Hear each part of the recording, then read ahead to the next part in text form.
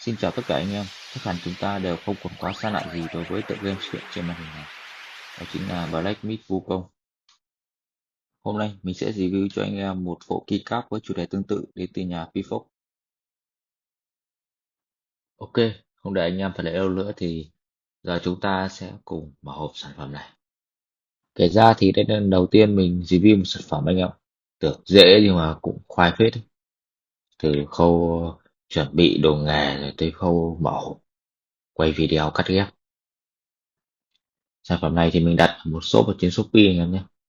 Bộ keycap này thì nó có hai bản là gồm một bản trắng và bản đỏ. Mình thì cũng phân vân khá khá nhưng mình quyết định chọn bản đỏ vì trong bản đỏ thì nó cũng lực hơn. À, Vfocus thì nó cũng có một bản keycap gọi là bản keycap Na Tra. Anh em nào thích Na Tra thì có thể đặt bản đấy. Tiếc là không có bản nào gọi là bản Dương Tiễn để làm bộ bài anh em. Sản phẩm này thì mình săn được ở trên Shopee với giá là khoảng 760k. Có một cái voucher nó cũng khá to. Nếu mà anh em không có voucher thì bán ở trên Shopee bản cái cáp này có giá là khoảng gần 1 triệu. Nhìn chung thì khá khoai, rồi khá chát. Mặc dù mình là fan của Đại Thái nhưng mà nói rằng mức giá này mình thấy vẫn khá cao. Ok, mình sẽ tua nhanh phần vào hộp tiếp theo nhé. Hy vọng là bộ keycap này nó sẽ không làm mình thất vọng với mức giá như vậy.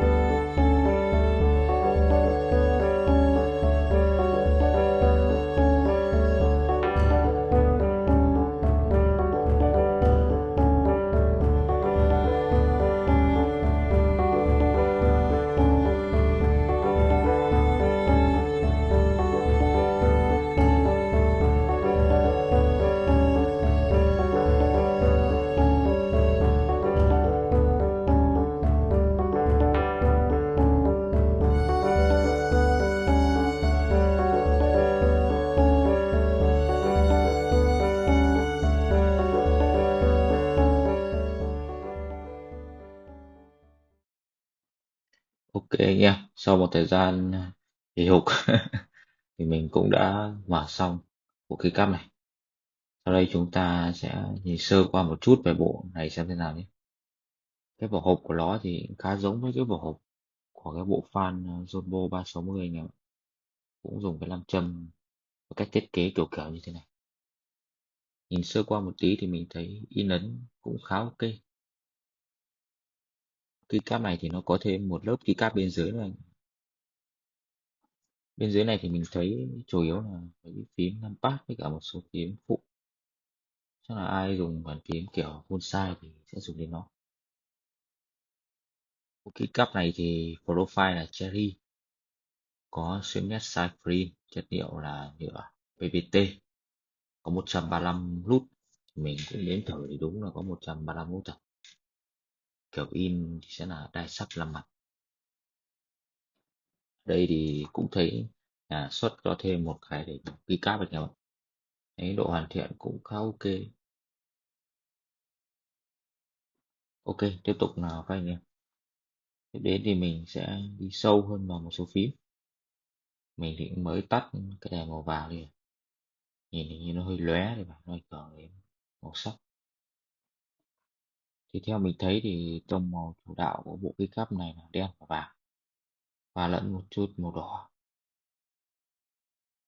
Một số phím thì mình thấy cũng có thêm màu trắng nữa, đa số thì đúng hơn là có những cái họa tiết màu trắng. Chữ thì mình thấy được in màu vàng. Một số các cái phần chữ phụ thì sẽ có màu đỏ. Cơ bản thì tông màu này nó là đen vàng, giống như cái gậy như ý kim cô bảo, hai đầu vịt vàng, còn ở giữa thì màu đen. Ở đây thì anh em có thể thấy một phím với cái họa tiết màu trắng, màu xám là đúng hơn anh em. Nó là kiểu cái đám mây ở trong cái chuyện thần tiên ấy. Ok, thì mình sẽ đi sâu vào một số phím nhé. Ở đây mình sẽ đi vào cái phím ESC đầu tiên. Trên đây thì là mặt đại thánh, thấy đeo cả cái vòng kim cô, nếu anh em để ý kỹ một tí. Dãy phím từ F5 đến F8 thì nó cũng có họa tiết như cái phím kia, chỉ là nó có cái chữ vàng bên trên kèm theo đó, họa tiết của nó thì xám thay vì màu đen.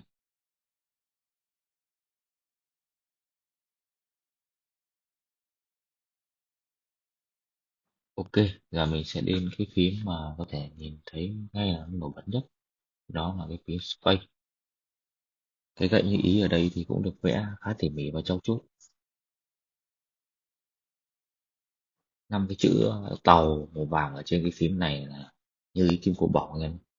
Mình ban đầu thì cũng nhớ chắn, nhưng mình hỏi lại một ông bạn người Trung Quốc thì đúng là như ý kim cô bổng.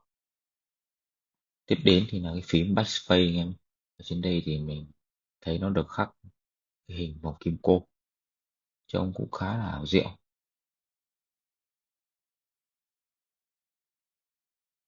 Mấy ký hiệu đen trắng ở trên đây là mặt đại thánh em. Một số phím thì mặt đại thánh thì có màu vàng như kiểu ASD. Các phím XCL, XCP kia thì nó sẽ có màu trắng.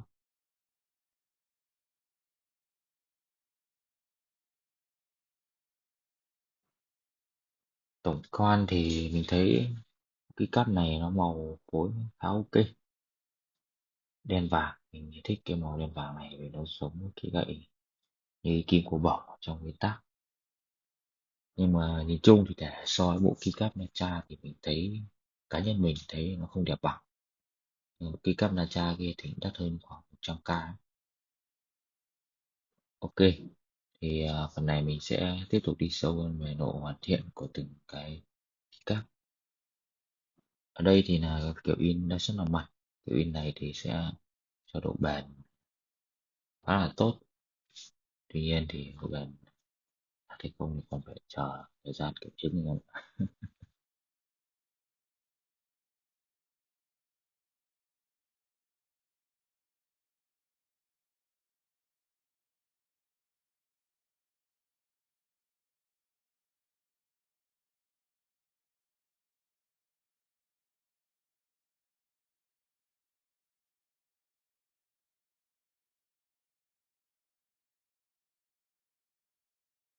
Đây sẽ là cái phần xuyên nét anh em nhé. Như vậy là một phím này nó vừa có chữ bên trên lại vừa có chữ xuyên nét. Khác so với cái keycap mình đang dùng thì nó chỉ có cái phần xuyên nét bên dưới. Thì khi nhìn thì cũng rất là khó vì nhìn liếc xuống. Bề mặt phím thì cũng có chút sần sần chứ không phải trơn nhẵn. Nhìn chung thì mình thấy độ hoàn thiện của cái phím cũng như là các họa tiết hoa văn được in lên thì cũng khá là chất lượng.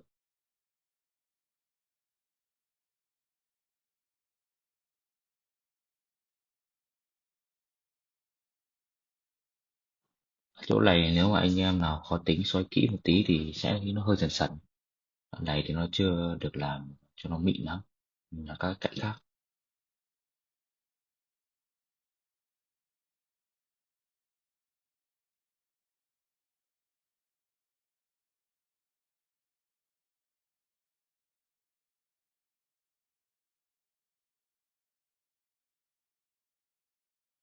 Keycap này thì nó cũng có một cái đoạn sần sần bên cạnh.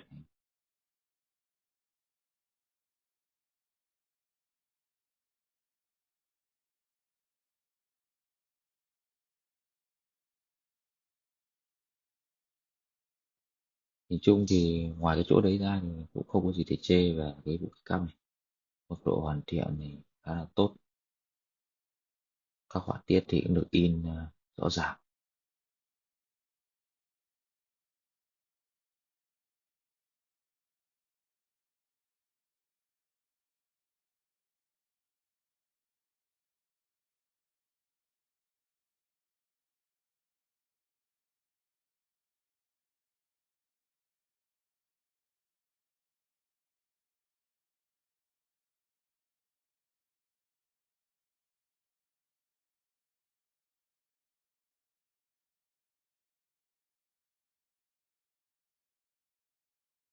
Ok, giờ mình sẽ lắp cái bộ keycap này vào cái con chip FL870 của mình để xem là nó lên hình nó có đẹp không.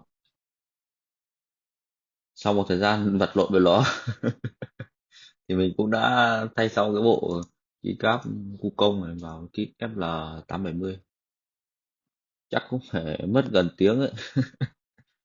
Mình ngồi từ 11 giờ mà tới hơn 12 giờ đêm mới xong. Ok, thì ở đây anh em có thể nhìn thấy tổng quan về cái kit bàn phím này sau khi lắp cái keycap Black Myth Wukong lên. Nhìn chung thì mình thấy cũng khá là ổn, ngoại trừ cái phần viền nhựa của cái kit này nó lại hơi màu trong suốt một tí. Mục đích thì cũng để hiển thị nét, nhưng mà khi kết hợp với cái tông màu đen vàng của cái keycap này thì nó lại hơi có một chút gì đó không hợp.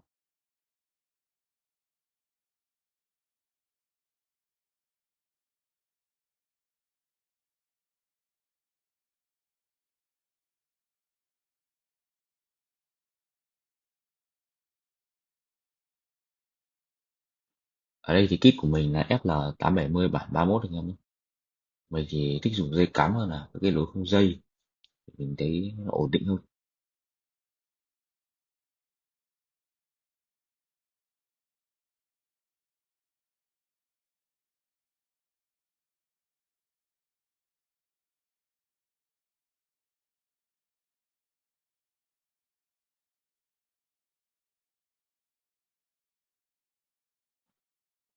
Ok, ở đây thì anh em có thể thấy là một số phím, ví dụ phím ALT này có khá nhiều họa tiết kiểu đỏ đen, thì cái phần xuyên nét ở mặt trước này nó đã bị che đi một chút. Cơ bản thì cũng khá là khó nhìn. Cái dãy hàng phím mũi tên này thì nó cũng bị che đi một chút. Cái phần xuyên nét ấy, nó bị che đi là do những cái họa tiết hoa văn bên trên.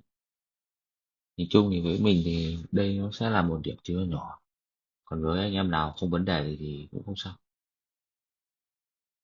Quá trình lắp thì mình thấy phím cũng khá là chắc, lắp vào thì nó cũng, cái khớp nhựa của nó thì ấn vào nó cũng khá là chặt ấy. Nó không lỏng lẻo. Ok, tiếp theo mình sẽ tắt đèn đi nhé, cho anh em nhìn rõ hơn về cái phần đèn cũng như là cái phần xuyên nét của cái bộ keycap này. Như vậy thì cái phần chữ vàng này với cả một số họa tiết hoa văn kiểu mặt đại thánh hay là hình mây thì nó cũng là xuyên nét anh em ạ. Những cái phím màu đỏ thì nó cũng là kiểu xuyên nét.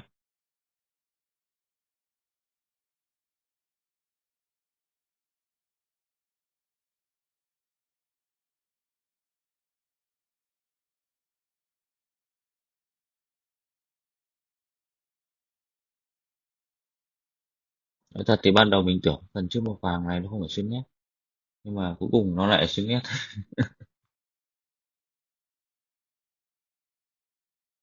Con IKBC CD108HG cũng RGB của mình hay dùng thì phần chữ nổi bên trên, phần chữ mặt bên trên thì nó sẽ không xuyên nét. Tuy nhiên thì con đấy thì mình thấy RGB của nó sáng hơn cái kit này tương đối nhiều.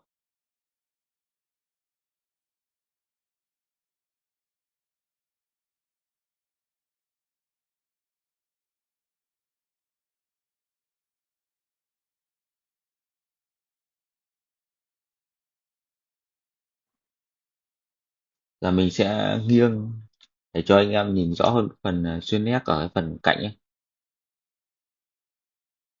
Cái phần mà ban nãy mình bảo cái phần xuyên nét bị che bởi hoa văn ấy, thì khi tối hẳn như này thì nó lại nhìn rõ.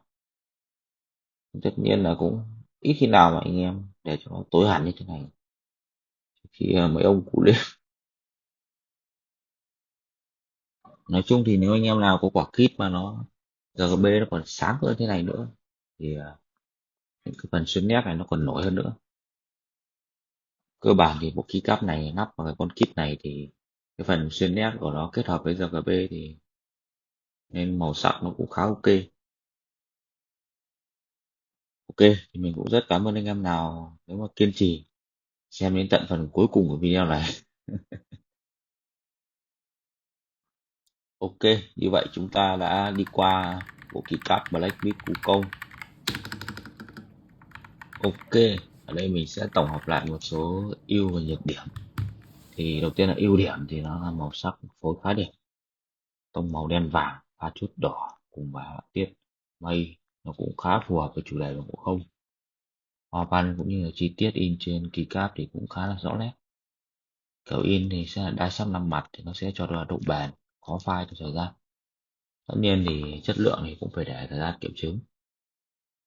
Về khoản xuyên nét thì ánh sáng cho ra thì cũng khá đều khi bật RGB lên. Phần chữ bên trên cùng thì nó cũng có xuyên nét, họa tiết đi kèm thì nó cũng có xuyên nét này.